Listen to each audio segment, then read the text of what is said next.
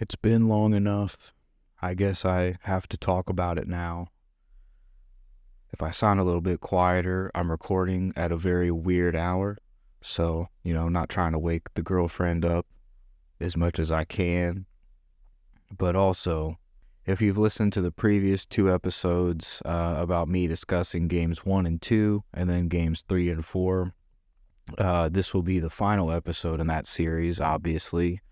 Unless you are living under a rock, you would know that the Los Angeles Dodgers won the World Series a day before Halloween. They won the World Series, so it's been a little bit over a week at this point, I think. So they won 7-6, and again, unless you've been living under a rock, you might have heard something about the Yankees' fifth inning that absolutely blew this fucking game for them. So that's what we're mainly going to get into today, because it was just a fucking train wreck to watch. I've never seen anything like that. I mean, truly. Never. And the game started off so well. It started off so damn well. Dodgers had Jack Flaherty on the mound. Guy who can either be really damn good or pretty awful, speaking from a Cardinals fan, and this was an awful day for him. He only pitched 1 1/3. He gave up 4 earned runs. Aaron Judge went deep in the first inning. So did Jazz Chisholm. Then in the second inning, Alex Verdugo hit a single. And then, and Stanton went yard. Oh, I fucking love Giancarlo Stanton. He's fun to watch. He's not fun to watch run, but he's fun to watch. He can hit the ball a long fucking ways. So I love some Giancarlo Stanton. So anyway, that's how they get to the fifth inning. 5-0, fifth inning. Garrett Cole on the mound. The Yankees are cooking. They literally could not be in a much better position. They've got their best guy on the mound. They're up by 5. Even another Freddie Freeman grand slam would still leave the Yankees in the lead. And I guess now with the Dodgers actually winning this and me living here, it kind of cements the bandwagon, hometown kind of thing. Not hometown. A hometown team, I guess you could say. This is not my hometown. But now it's like, I can't not support the Dodgers, at least a little bit. I live here. I don't even hate the Dodgers. But this World Series was just kind of my last grasp at, the Dodgers aren't going to dominate baseball. But they're probably going to dominate baseball. They could be looking to get Juan Soto even in the offseason, which would just be obscene. I would hope that doesn't happen. And it would just be crazy that'd be some, I don't know, I feel like NBA players have done. Kevin Durant got a lot of shit for that, because I think he lost to the Warriors in the playoffs and then went to the Warriors, and people gave him a lot of shit for that. I don't think that would happen to Juan Soto. People like him. He's a damn good player. But would he get booed in New York? I'm getting off track. It doesn't fucking matter. Not right now. That'll be next episode. We'll talk about the Soto sweepstakes next episode. So, fifth inning. It's 5-0. Garrett Cole's on the mound. What the fuck went wrong? Kike Hernandez gets a base hit. That's fine. You can give up a base hit, especially with the lead that much. Where the shit started was a fly ball hit by Tommy Edman, former Cardinal Tommy Edman. Hits a fly ball to Aaron Judge in center field. Aaron Judge drops that shit. He didn't catch that ball. It was right up to his glove. He didn't catch it. He didn't look it in. I watched the fifth inning breakdown by John Boy Media. He does damn good breakdowns, and this was a good one. That dude's an actual Yankee fan too, and he went and looked back at that game and looked at the fifth inning and suffered through that. So He's a strong fella for doing that. That's not an easy task. Maybe it was healing. I wonder if it was healing. Maybe that's what it was. So Aaron Judge drops the ball, and in that breakdown video, he zooms in on his eyes, and right at the last second, Judge took his eyes off the ball towards first base because he might have been thinking about trying to gun the runner out, trying to throw Kike out at first if he didn't get back. He just didn't look it in. You got to catch it first. I remember that from football. You got to catch it first. Because you try to catch and run at the same time, you pretty much drop that shit all the time. So Aaron Judge drops the ball. There's 2 on. Will Smith hits a ground ball to shortstop. Anthony Volpe skips a throw over to Jazz Chisholm at third base. Error.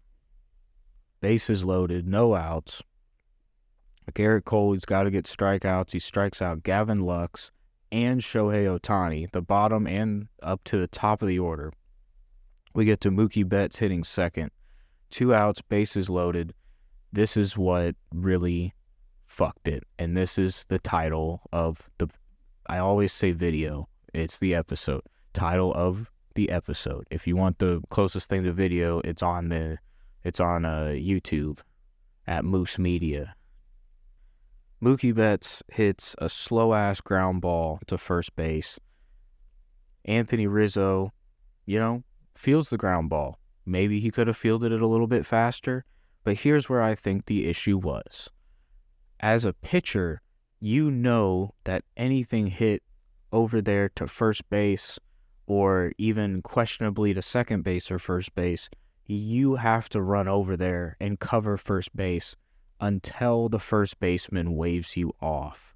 Unless the first baseman puts up his hand and says, I got it, or eat ass, or fuck you, whatever he needs to say to tell the pitcher that he doesn't need to cover first base.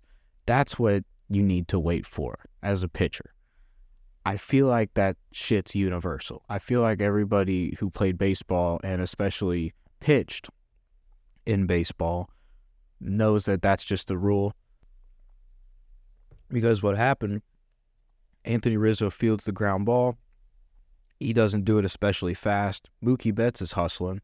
He runs past Garrett Cole. Garrett Cole is pointing at the base and not covering the base. Mookie Betts then reaches, runs, scores. Everything gets worse from there. Freddie Freeman comes up, good at bat. But then he throws inside and gives up a 2 RBI single. To finish it off, Teoscar Hernandez then hit a double over Aaron Judge's head to make the game 5-5. The inning would finally end with Max Muncy getting walked, and then Kike Hernandez comes up again, and then he grounded out to Volpe, I think. So that leaves it 5-5. And let me circle back to this first base thing, because, spoiler alert, the rest of the game, the Dodgers ended up winning 7-6. Now, in the 6th inning, something crazy though, in the 6th inning, Giancarlo Stanton hits a sac fly to put the Yankees up 6-5. So the Yankees then lead until the 8th inning. I guess I'll go back to the first base thing last. We're changing our mind. So it's 6-5 until the 8th inning. In the 6th inning, Brusdar Graterol was the Dodgers pitcher. A guy that I've always thought was pretty fucking good, but he missed a lot of time this year being hurt. So he walks 3. And then Giancarlo hits a sac fly. He's been good all fucking playoffs. We get to the 8th inning. The Dodgers then took the lead on a Gavin Lux sac fly, Mookie Betts sac fly. The pitch, I think it might have been, I don't know how to pronounce his name, but I don't even want to try to remember the Yankee pitcher who fucking blew it there, but it wasn't meant to be. Very clearly it wasn't meant to be. 9th inning, Walker Buehler throws a beautiful curveball to fool Alex Verdugo and then clinch the Dodgers World Series of 2024 and take away baseball for the rest of the year. We'll have it back in a long time, until March or whatever. A podcast will still stick around, obviously. We'll just find a bunch of different shit to talk about. That's never a problem. I'm trying not to burp right now. Jesus. But, yeah, Dodgers win this game 7-6. Freddie Freeman's the MVP. LA goes nuts. They spray painted a Metro bus. They lit that bitch on fire, actually. I saw that.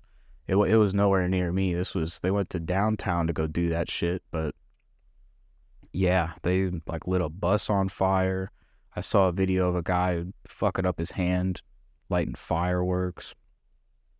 And yeah, the city was happy. I'll half bandwagon. I like the Oakland A's more than the Los Angeles Dodgers. I'll say that. I like the Cardinals more than any other team. So when I say bandwagon, I don't mean committed bandwagon. I mean 1 foot in bandwagon because I live here. I don't even have any merch. Anyway, Garrett Cole, I can't blame him to a certain level because he gets those 2 strikeouts. He's like, oh, holy shit, I'm about to get out of this inning. And then he gets an easy-ass ground ball. His first thought was probably, oh, I did all this shit.